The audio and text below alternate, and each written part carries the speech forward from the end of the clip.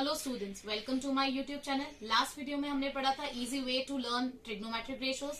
आज हम पढ़ेंगे chapter number 9, some applications of trigonometry. Applications of trigonometry chapter start करने से पहले और क्वेश्चंस करने से पहले हमारे लिए जरूरी है कि हम कुछ टर्म्स को समझ ले, जैसे line of site, second one is horizontal level, third one is angle of elevation,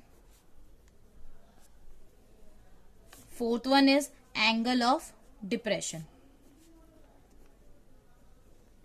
Let's take an example. एक लड़की कुतुब मीनार देखने गई।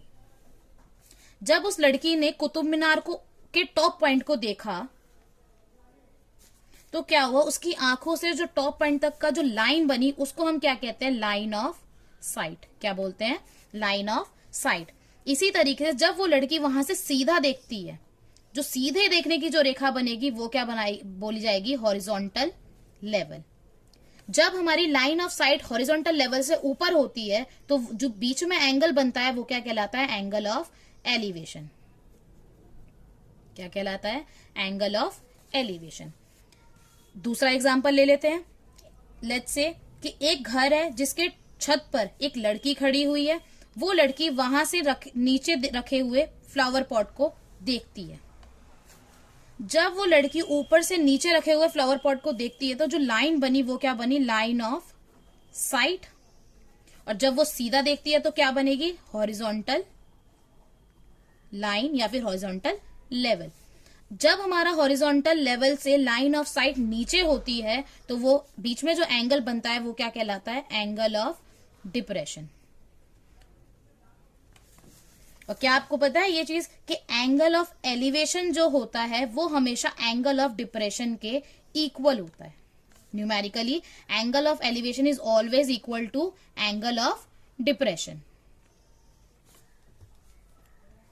नेक्स्ट चीज जो अब हम स्टार्ट करेंगे वो है ट्रिग्नोमेट्रिक टेबल, जो कि इस चैप्टर के लिए बहुत ही इंपॉर्टेंट है। अब मैं इस टेबल को याद करने का आपको एक इजी तरीका सिखाऊंगी।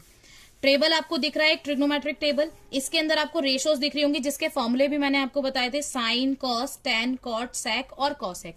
इसमें उन फॉर्मूलों का भी थोड़ा सा इस्तेमाल होगा और बाकी चीजों को कैलकुलेट करने का मैं आपको इजी वे बताती हूँ। अब आपको दिख रहा है साइन। अब यहाँ पे 0 डिग्री, 30 डिग्री, 45 डिग्री, 60 डिग्री और 90 डिग्री, मतलब कुछ स्पेसिफिक एंगल्स आपको दे रखे हैं। इन एंगल्स की आपको वैल्यू निकालनी है। वो कैसे निकालेंगे, आपको यहाँ पे कितने कॉलम दिख रहे हैं, 1 2 3 4 5 कॉलम दिख रहे हैं। आप 0 से काउंटिंग स्टार्ट करिए, 0 1 2 3 और 4। अब इन सभी को 4 से डिवाइड कर दीजिए। फिर सभी का स्क्वायर रूट निकाल लीजिए। पहले जब मैंने 0 को 4 से डिवाइड किया तो 0 ही आएगा, और 0 का स्क्वायर रूट क्या होता है, 0। तो साइन 0 की वैल्यू क्या हो गई, 0। साइन 30 की वैल्यू निकालने के लिए क्या करेंगे, 1/4 है। 4 डिवाइड तो नहीं हो सकता, तो अब हमें क्या करना पड़ेगा, 1 का स्क्वायर रूट निकालेंगे तो 1 ही आएगा, और 4 का स्क्वायर रूट निकालेंगे तो क्या आएगा, 2, क्योंकि 4 किसका स्क्वायर होता है, 2 का। तो इसकी वैल्यू क्या होगी, 1/2। 45 की वैल्यू निकालने के लिए अगेन पहले डिवाइड करके देख लेते हैं, ये कट रहा है तो काट दो, 2 1 2 2 2 4। अब ये हो गया हमारा अंडर रूट में 1/2। तो इसकी अब स्क्वायर रूट निकाल लीजिए। 1 का स्क्वायर रूट क्या होगा, 1, और 2 किसी का भी स्क्वायर नहीं होता, तो ये क्या हो जाएगा, स्क्वायर रूट में 2। तो 1/2। इसी तरीके से नेक्स्ट हम देखेंगे, नहीं कट रहा है तो मत काटो। 3 का स्क्वायर रूट निकालेंगे तो अंडर रूट 3 ही आ जाएगा, और 4 का स्क्वायर रूट निकालेंगे तो क्या आ जाएगा, 2।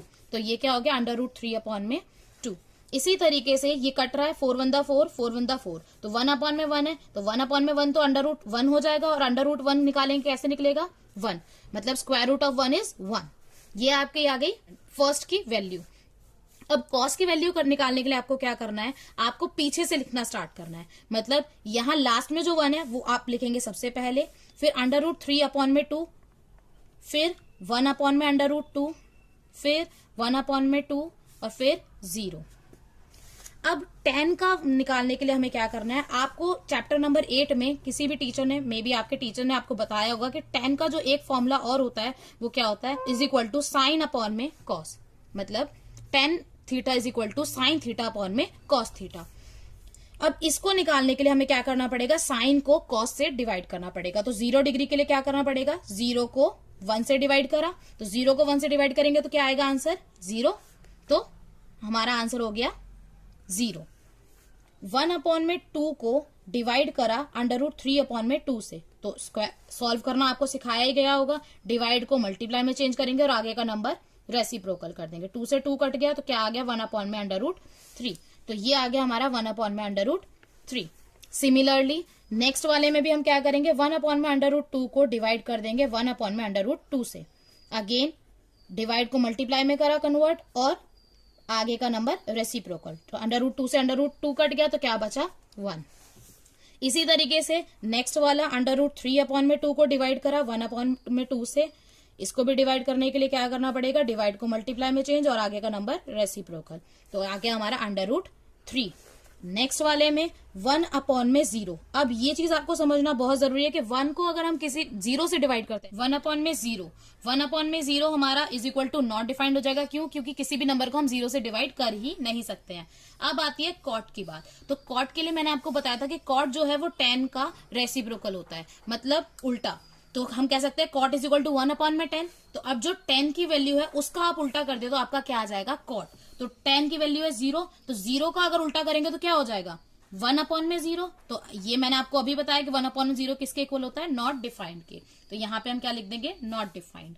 ऐसे ही 1/√3 का उल्टा क्या हो जाएगा, √3/1। 1 का उल्टा 1 ही रहेगा। √3/1 का क्या हो जाएगा 1/√3। और नॉट डिफाइंड का उल्टा क्या होगा, नॉट डिफाइंड का मतलब था 1/0, तो 1/0 का उल्टा क्या होगा 0/1, जो कि किसके इक्वल होता है 0 के। तो यहाँ पे क्या हो जाएगा 0।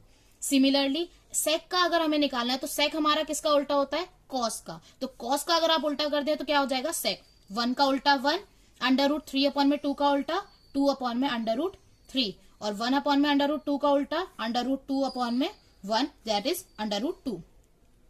कॉस में कॉस 60 की है 1/2, तो 1/2 का उल्टा क्या हो जाएगा 2/1, दैट इज 2। और 0 का उल्टा क्या हो जाएगा, अब 0 का उल्टा क्या होगा 1/0, जो कि क्या है हमारा नॉट डिफाइंड। तो यहाँ पे हमें क्या लिखना पड़ेगा, नॉट डिफाइंड। कॉसेक हमारा, अगर कॉसेक के लिए देखें तो कॉसेक के लिए आपको क्या करना है, आप दो चीज कर सकते हैं, या तो आप साइन का उल्टा कर लीजिए या फिर इधर पीछे से लिखना चालू कर दीजिए। पीछे से लिखना चालू करेंगे मतलब नॉट डिफाइंड 2 √2, 2/√3 और 1। टेबल का मैं आपको बता चुकी हूँ इजी वे लर्न करने का। आई होप आपको वो समझ में आ गया हो, उससे आपको वो इजीली लर्न हो जाए। अब मैं आपको बताती हूँ कि उस टेबल का एप्लीकेशन हम कैसे करते हैं। फॉर एग्जाम्पल हम एक ट्राइंगल ले लेते हैं।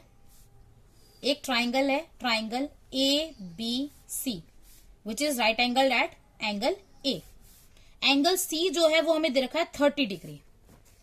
AB की वैल्यू उन्होंने हमें दी है 10 और AC की वैल्यू उन्होंने हमें नहीं दे रखी है और BC भी नहीं दे रखी। उन्होंने कहा है फाइंड AC, कह रहे AC निकाल के दो। अब हमने इसमें देखा कि 10 दे रखा है लेकिन दो साइड नहीं दे रखी, मतलब पाइथागोरस थ्योरम तो हम नहीं लगा सकते हैं। अब हमें क्या करना पड़ेगा, ट्रिग्नोमेट्री का यूज, क्योंकि मैंने आपको बोला था कि ट्रिग्नोमेट्री में एंगल और साइड का रिलेशन बताया जाता है। तो एंगल की मदद से हम इसको निकालेंगे। कैसे, पहले हम देखेंगे एंगल C के अकॉर्डिंग परपेंडिकुलर क्या है, बेस क्या है और हाइपोटेनस क्या है। C के अकॉर्डिंग परपेंडिकुलर उसकी अपोजिट साइड मतलब AB, ये हो गई उसकी परपेंडिकुलर। C के अकॉर्डिंग बेस उसका क्या होगा, एडजेसेंट साइड मतलब AC हो गया बेस, और हाइपोटेनस जो होती है हमारी लॉन्ग के साइड होती है। ठीक है, अब हमने देखा कि हमें परपेंडिकुलर दे रखा है और क्या निकालना है, बेस। मतलब अब मेरा काम है कि मैं देखूं कि परपेंडिकुलर और बेस कौन से फॉर्मूले में आता है। तो फॉर्मूला मैंने आपको याद कराया था, पंडित बद्री प्रसाद हर हर बोले सोना चांदी तोले, और 10 का उल्टा कॉट, कॉस का उल्टा सेक और साइन का उल्टा कॉसेक। अब मैंने देखा साइन के अंदर आ रहा है, नहीं। कॉसेक के अंदर आ रहा है P/B, नहीं, तो ये फॉर्मूला यूज नहीं होगा। कॉस में देखा, कॉस में बेस और हाइपोटेनियस आ रहा है, परपेंडिकुलर और बेस तो नहीं आ रहा, तो ये भी फॉर्मूला यूज नहीं होगा। अब मैंने देखा 10 के अंदर भी परपेंडिकुलर और बेस यूज हो रहा है, कॉट के अंदर भी हो रहा है परपेंडिकुलर अपॉन में बेस। तो इसलिए अब हम क्या करेंगे, चाहे तो हम 10 का फॉर्मूला लगा ले, चाहे हम कॉट का फॉर्मूला लगा ले, हमारा बेस निकल आएगा। मैंने लगा लिया 10, एंगल क्या है हमारा 30, 10 30। 10 का फॉर्मूला क्या होता है, P/B बी, मतलब परपेंडिकुलर अपॉन में बेस। पी हमारा क्या है, ए बी, परपेंडिकुलर है ए बी, और बेस क्या है, ए सी। 10, 30 की वैल्यू हम टेबल से निकालेंगे। तो टेबल से जब हम 10, 30 की वैल्यू कैसे देखेंगे, हमने देखा 10 में और 30, 10, 30 की वैल्यू क्या है, 1 अपॉन में अंडर रूट 3। तो अब हम यहाँ पे लिखेंगे 1 अपॉन में अंडर रूट 3। उन्होंने हमें ए बी की वैल्यू दे रखी है 10 और ए सी हमें नहीं दे रखा है। अब क्या करेंगे, क्रॉस मल्टीप्लाई, ए सी को 1 से इंटू करा तो ए सी ही आया, और अंडर रूट 3 को 10 से इंटू करा तो क्या आ गया, 10 अंडर रूट 3। तो हमारा जो बेस है, जो ए सी है, वो कितना आ गया, 10 अंडर रूट 3। इस तरीके से इसको यूज किया जाता है। और अब आपके माइंड में एक ही क्वेश्चन आता है कि ट्रिग्नोमेट्री को पढ़ने का फायदा क्या है, मतलब इसको यूज क्यों किया जाता है, क्यों बनाई गई ट्रिग्नोमेट्री।